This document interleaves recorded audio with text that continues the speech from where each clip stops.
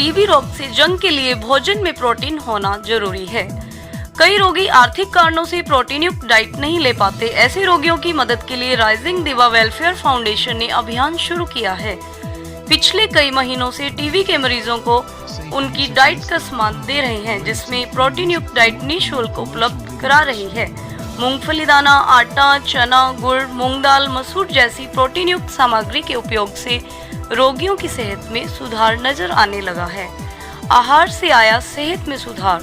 प्रवर चिकित्सा अधिकारी प्रभारी डॉक्टर राजेश खयालिया, डॉक्टर राजीव भारद्वाज ने बताया कि प्रोटीन वाला आहार देने के बाद ज्यादातर रोगियों की सेहत में सुधार हुआ है। टीबी रोगियों के लिए यह बेहद जरूरी है। उन्हें दवाइयां समय पर लेने को कहा जाता है ताकि खुराक से पोषण की पूर्ति होती रहे।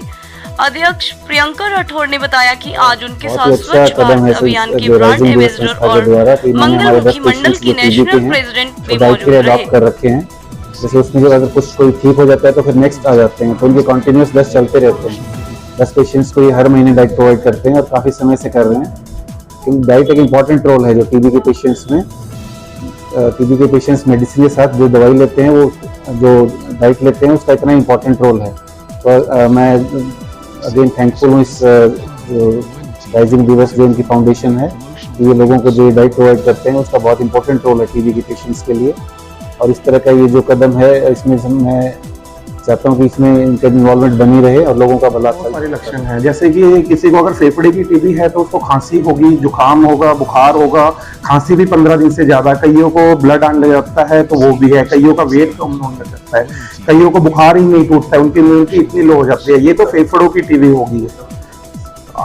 बलगम उनको बहुत ज्यादा आने लग जाती है। कईयों को गले में गांठ बनी होती है कि भाई वो सोचते हैं कि ये फिंसी है कोई, वो भी एक टीबी का लक्षण होता है, उसकी भी टीबी की जांच। कईयों को पेट में दर्द या जोड़ों का दर्द, कईयों को रीढ़ की हड्डी की भी टीबी होती है। लेकिन ये सारे के सारे डायग्नोसिस बेस्ड है कि हम इनको डायग्नोसिस बना के ही चेक कर सकते हैं कि टीबी है कि नहीं है। मतलब अगर आपको डायग्नोसिस बनाना है कि टीबी का पेशेंट है कि नहीं, तो हमें सबसे पहले उसको हॉस्पिटल लाना होगा, उसकी सारी जांच करवानी होगी, उसको डायग्नोसिस बना के फिर उसकी दवाइयां स्टार्ट करनी है। मैं यही कहना चाहती हूँ कि बहुत बहुत धन्यवाद मैं कहना चाहती हूँ पूरे मंगलमुखी मंडल की तरफ से।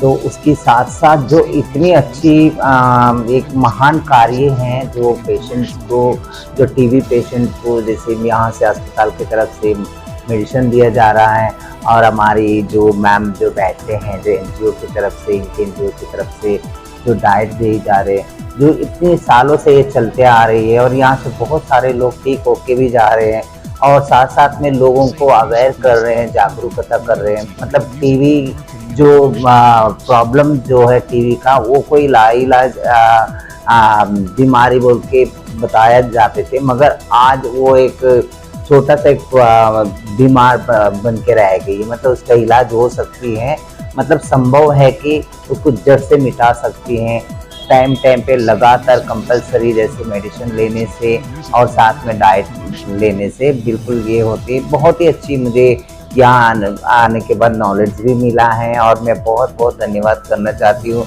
द राइजिंग दिवा वेलफेयर फाउंडेशन की जो प्रेसिडेंट है प्रियंका मैम को, और पूरे टीम को सबको मैं बहुत बहुत धन्यवाद कहना चाहती हूँ। जी, मैं स्वच्छ भारत अभियान के ब्रांड एम्बेसडर हूँ चंडीगढ़ से, और ट्रांसजेंडर वेलफेयर बोर्ड की मेंबर भी हूँ। मैं यही मैसेज देना चाहती हूँ, मैं सबसे पहले मैं अपने ट्रांसजेंडर बच्चे जो होते हैं उनके लिए acceptance, education, equality, main streams बहुत ज़रूरी हैं, ताकि कोई भी बच्चा जो जेंडर होता है वो यहाँ होता है, ऑर्गन्स नहीं होता है। ये मैसेज देना चाहती हूँ, ताकि जैसे आप मेल बच्चे और फीमेल बच्चे को कैसे फ्यूचर शेप देते हैं, ऐसे कोई ट्रांसजेंडर बच्चा भी होता तो उसको भी एक फ्यूचर शेप दिया जाए। और आने वाले समय में सरकार जो है और पूरे ऐसे ट्रीट किया जाए, कोई भी हो, चाहे समाज हो, चाहे सरकार को बच्चे हों, जो उनकी क्लासमेट हो, ऐसे ट्रीट किया जाए कि वो कोई स्पेशल नहीं है, नॉर्मली है, ऐसे समझा जाए। और इसके साथ साथ मैंने ये कहा, और मैं मैसेज देना चाहती हूँ कि स्वच्छ भारत अभियान ब्रांड एम्बेसडर के जरिए अपने आसपास के एरिया जो भी हैं नीट मतलब स्वच्छ रखिएगा, क्योंकि जितनी हम स्वच्छ रहेंगे, स्वच्छता रखेंगे, उसका ख्याल रखेंगे, हम बहुत बड़ी बड़ी बीमारियों से हम दूर रह सकेंगे।